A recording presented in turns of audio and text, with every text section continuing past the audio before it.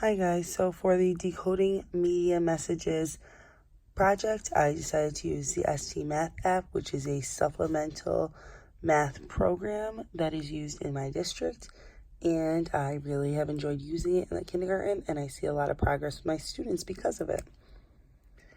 The first question that is asked in our textbook is about authorship, and ST Math was created by Mind Research Institute, which is a not-for-profit organization whose goal is to change the way math is taught and learned within schools. This was taken right off of the Mind Research Institute website, which was linked on the ST Math website. The purpose of this application is as a supplement for everyday math curriculum for students in grades kindergarten all the way up through 8th grade.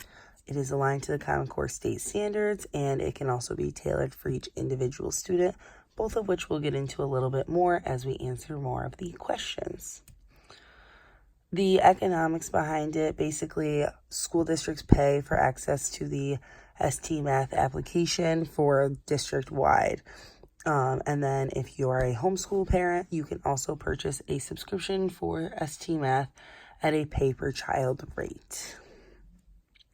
The impact that this has is basically for the students, it's extremely beneficial because it is a supplemental math app, like I said. Because of the rigor that the math curriculum has, especially now following Common Core state standards and what students are expected to know by 3rd, 4th, and 5th grade, which are those big testing grades in elementary school, this allows students to receive that differentiated practice almost also like a Zern would or Prodigy. You can also tailor those to aid children with different areas of math instruction. It's a similar concept. The response to this has been overwhelmingly positive within my school district. Teachers have loved using it, and students practically beg us to use it daily. Also, the app collects data, which helps to tailor my instruction or other teachers' instructions to the needs of the students. So that way they are reaching all of those milestones by the time they reach the testing grades. The content that is available on this app is that it enhances math skills while engaging students in what seems like a video game. So basically, their mascot is Gigi the Penguin. And if you press on Gigi, she will bring you to your password, and then you play the gray, is what we teach our students, because that is the easiest way. If it's gray, you haven't done it yet. If it is green, you have. You don't need to do the green over. Like I said earlier, it aligns with the Common Core state standards throughout the app. It also uses visual and conceptual instructional approach. It has embedded assessments, which are always good because assessment informs instruction, and it provides teachers with detailed reports on student progress, obviously based on the assessments as well as their progress as they go throughout the app. It is also user-friendly. Like I said, we teach our kids just to play the gray, and even our 5-year-old students get it.